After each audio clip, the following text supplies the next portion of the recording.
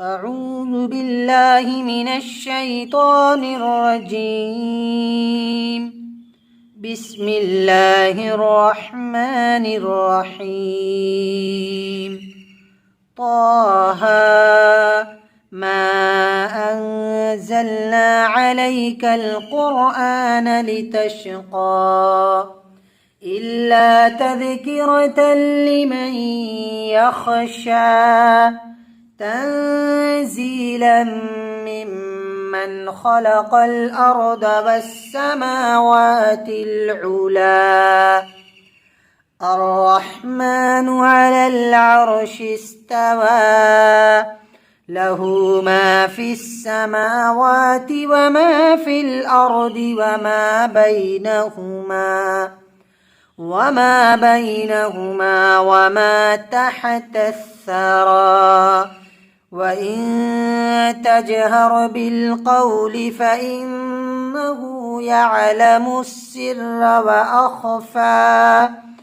الله لا إله إلا هو له الأسماء الحسنى وهل أتاك حديث موسى إذ رأى نارا فقال لأهلهم كثوا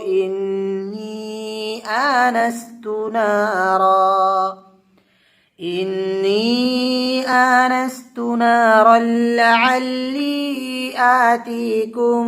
منها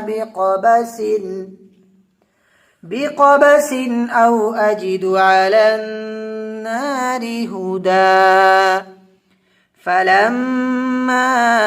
أتاها نودي يا موسى إني أنا ربك فاخلع عليك إنك بالوادي المقدس طوى وأنا اخترتك فاستمع لما يوحى إنني أنا الله لا إله إلا أنا فاعبدني وأقم الصلاة لذكري إن الساعة آتية أكاد أخفيها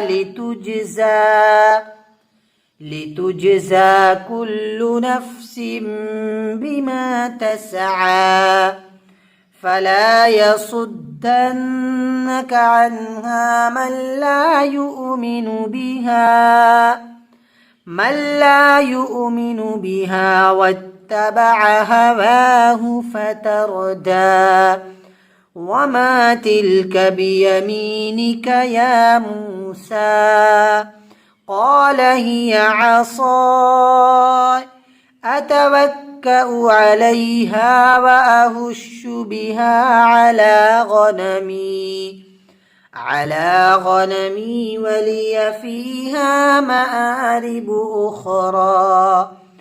قال ألقها يا موسى فألقاها فإذا هي حية تسعى قال خذها ولا تخف سنعيدها سيرتها الأولى واغمم يدك إلى جناحك تخرج بيضاء من غير سوء آية